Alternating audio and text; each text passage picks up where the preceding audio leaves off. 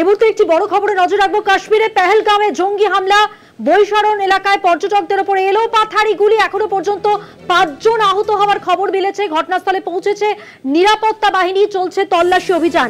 আরো একবার জানিয়ে রাখবো, পর্যটকদের উপর জঙ্গি হামলার ঘটনা ঘটেছে। সেনাবাহিনী বা নিরাপত্তা রক্ষী নয়, এবার পর্যটকদের উপর জঙ্গি হামলা কাশ্মীরে। এখনো পর্যন্ত 5 জন আহত হওয়ার খবর মিলেছে।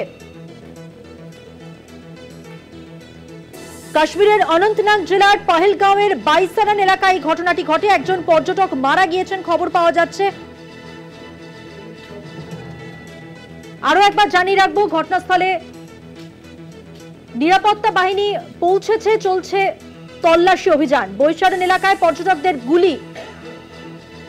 আরো বিস্তারিত জানবো, ডেপুটি এডিটর মৌপিয়া নন্দী এই মুহূর্তে আমাদের সঙ্গে টেলিফোন লাইনে রয়েছেন। মৌপিয়াদি, এই হামলার ঘটনা সম্পর্কে কি জানা যাচ্ছে? মধুমন্তী, যেটা আমরা এখনো পর্যন্ত জানতে পারছি যে জম্মু কাশ্মীরে এই পর্যটনের ভরা মরশুমে যখন পর্যটক ভিত্তিক করছে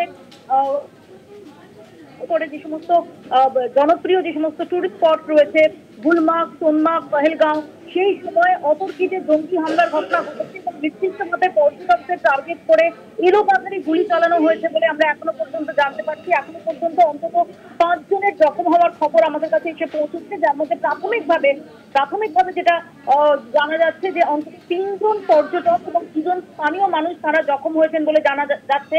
তাদের নিকটবর্তী হাসপাতালে নিয়ে যাওয়া হয়েছে।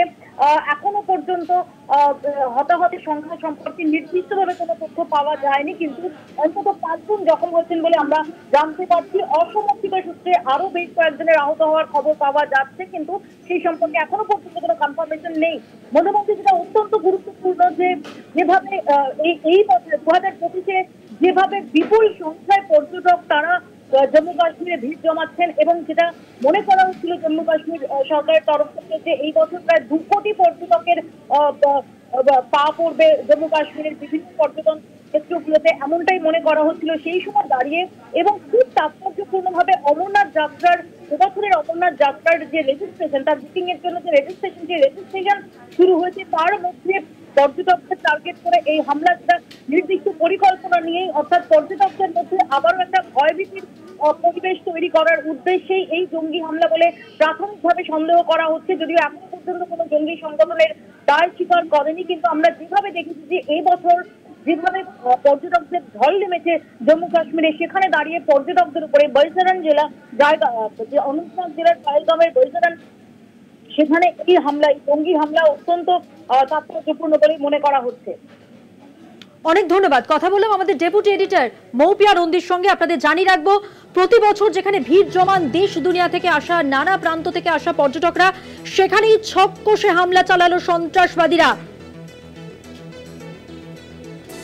পর্যটকদের উপর এবার হামলা, সন্ত্রাসের হামলায় ফের উত্তপ্ত জম্মু ও কাশ্মীর। সন্ত্রাসবাদীদের নাশকতার সম্মুখীন উপত্যকায় ঘুরতে যাওয়া বেশ কিছু পর্যটক। এখনো পর্যন্ত 5 জন আহত হওয়ার খবর পাওয়া গেছে।